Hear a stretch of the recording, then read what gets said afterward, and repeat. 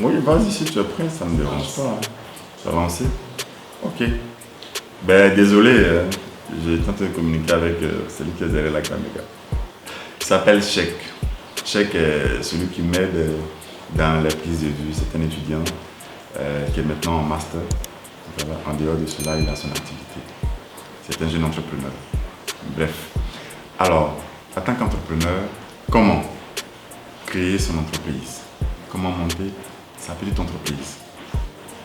On va dire petite parce qu'il faut commencer quelque part. N'attendez donc pas d'avoir de grands moyens avant de commencer. Dans un premier temps, commencez par avoir déjà, des clients. Est-ce que votre activité nécessite un contact avec la clientèle? Bien sûr, toutes les activités nécessitent un contact avec la clientèle. Et c'est cette clientèle qui fera vivre votre entreprise. Pour ce faire, il faut déjà commencer par prospecter. Et très souvent, si vous devez collaborer avec des entreprises, ces entreprises vont vous demander donc des documents légaux. Ces documents qui témoignent donc de la légalité de l'existence de votre entreprise. Ces documents sont faciles à avoir. Alors là, très facile. Dans une vidéo précédente, je vous faisais savoir que ça prenait 2 ou 3 jours. Effectivement, voilà, les données ont changé. Pour nous qui sommes en Côte d'Ivoire, voilà, c'est très rapide. Alors, on va prendre donc l'exemple de tous ceux qui veulent entreprendre en Côte d'Ivoire. Selon le capital, bien sûr, c'est une vidéo succincte, c'est une vidéo résumée.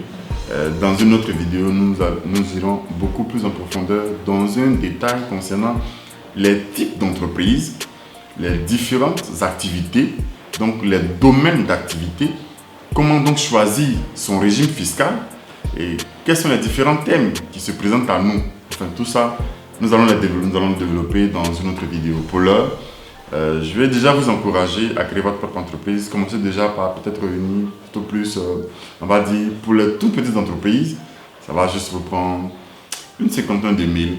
Voilà, si vous-même vous devez le faire.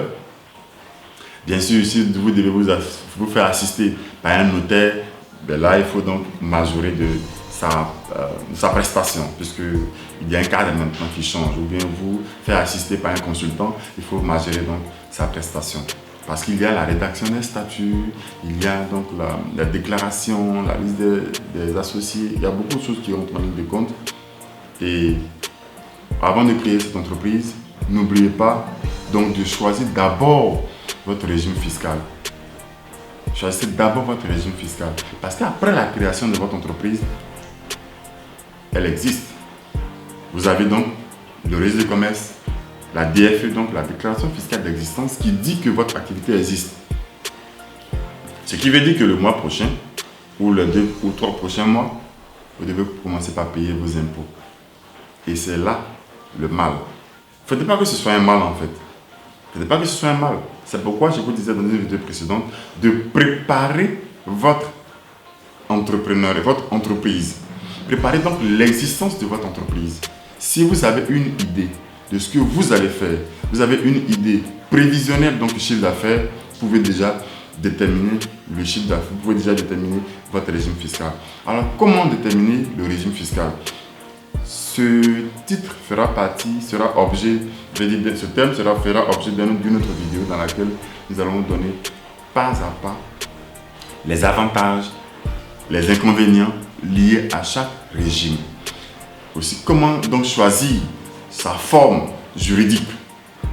Ce thème fera l'objet d'une autre vidéo où nous allons décortiquer les différentes formes d'entreprise. Quels sont les avantages? Quels sont les inconvénients et comment donc faire un choix efficace pour votre activité. C'est tout pour aujourd'hui. On va dire à très vite sur notre chaîne. N'oubliez surtout pas, pour pouvoir voir toutes ces vidéos, de vous abonner à notre chaîne. Merci.